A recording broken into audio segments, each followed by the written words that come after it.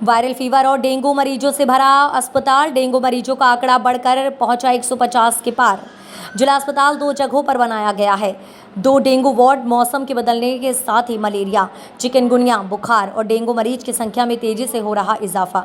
निजी अस्पतालों में कई लोगों की डेंगू से हुई मौत। डेंगू मरीजों का आंकड़ा छुपा रहे निजी अस्पताल, डराने लगे डेंगू के आंकड़े। जिला प्रशासन अलर्ट। सरकारी अस्पताल से लेकर निजी अस्पतालों में डेंगू के मरीजों का भरमार। बढ़ते डेंगू को लेकर जिला प्रशासन और स्वास्थ्य विभाग ने कसी कमर। शहर के लेकर ग्रामीण क्षेत्रों में एंटी लार्वा व फगिंग कराई जा रही है। मैम, जिस तरीके से जनपद गोंडा में डेंगू और वायरल फीवर के मामले लगातार बढ़ रहे हैं, इसको लेकर आपके द्वारा क्या कुछ दिशा निर्देश दिए गए हैं?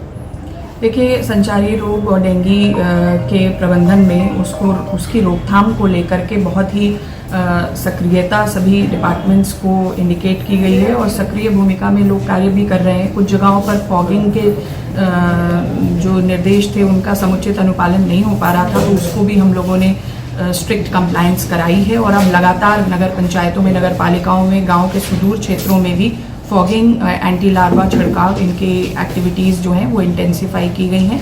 साथ साथ में क्योंकि ये एक ट्रेंड जो है वो जब वर्षा ऋतु से शरदीय ऋतु की तरफ जाते हैं तो इस तरफ बहुत वृद्धि दिखती है, तो जैसे जन जागरूकता के कार्यक्रम भी इंश्योर किए जा रहे हैं कि मच्छरदानी का उपयोग किया जाए और लोग जो हैं जो बचाव कार्यों में जो चीज़ें होती हैं प्रिवेंटिव एक्टिविटीज़, उसमें भी हमारी आशा ANM के माध्यम से इसको प्रसारित किया जा रहा है। डेंगू चल रहा है, डेंगू में कितने पेशेंट हैं? क्या इस समय डेंगू नहीं, बहुत सारी बीमारियां चल रही हैं वेक्टर जनित, जिसमें डेंगू है, मलेरिया है, जेई है, AES है, चिकनगुनिया, काला बाजार, scrub typhus, leptospirosis, NH3N2। Almost सभी बीमारियों में बुखार आता है, बॉडी एक होता है और लगभग सभी काफ़ी बीमारियां मच्छर के काटने से होती हैं। तो सभी बुखार को डेंगू कह देना गलत है। मेरी राय में कोई भी बुखार है तुरंत नियरेस्ट मेडिकल पॉइंट पर जाएं, सरकारी अस्पताल में जाएं और जांचें करवाएं, जिससे क्लियर कट हो जाए कि कौन सी बीमारी से ग्रसित है, उसके अनुरूप उसका इलाज किया जाए। दूसरी चीज़, मरीज़ गलती करते हैं कि पैरासीटामॉल ले लेते हैं, बुखार कम हुआ और उनकी एक्टिविटी जारी रही। जांच करवाने के बाद ही कोई भी दवाई लें और डॉक्टर के संरक्षण में लें। तीसरी चीज़, बेड रेस्ट करना बहुत ज़रूरी होता है। चौथी चीज़, बॉडी के फ्लूइड को मेंटेन करना, चाहे वो नारियल पानी लें, चाहे ORS लें, या अगर ज़रूरत है कहीं हॉस्पिटलाइज हैं तो IV ड्रिप चलती है।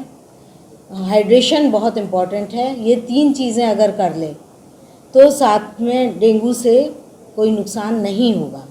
अगर मलेरिया निकलता है तो अकॉर्डिंगली मलेरिया की दवाई दी जाएगी। चिकनगुनिया, काला आजार और स्क्रब टाइफस वगैरह है, उसकी डॉक्सीएजिथ्रो अलग से दी जाती है। बचाव के लिए विभाग के द्वारा क्या प्रयास किए जा रहे हैं? बचाव के लिए स्वास्थ्य विभाग तो जहां डेंगू पॉजिटिव निकलता है या मलेरिया पॉजिटिव निकलता है उसके आसपास के क्षेत्र में निरोधात्मक एक्टिविटी की जाती है, एंटी लार्विसाइड एंड फॉगिंग की जाती है।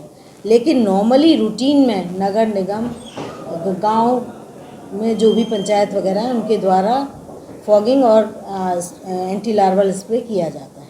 मैम, जिले में डेंगू के और मलेरिया के कितने आंकड़े पाए गए हैं और आपके यहाँ कितने ऐसे भर्ती हैं, और जो निजी अस्पतालों से जो मरीज हैं वहाँ एडमिट हैं, आपको उसकी जानकारी कैसे मिलती है और वहाँ कितने हैं? जो लोग पोर्टल पे फीड करते हैं, आइडियली जो भी डेंगू एलाइजा पॉजिटिव आया है सो पोर्टल पे फीड करना होता है। हमारे यहाँ 141 केसेस डेंगू के पोर्टल पे फीडेड हैं। एक भी डेथ डेंगू से रिपोर्टेड गोंडा में नहीं है।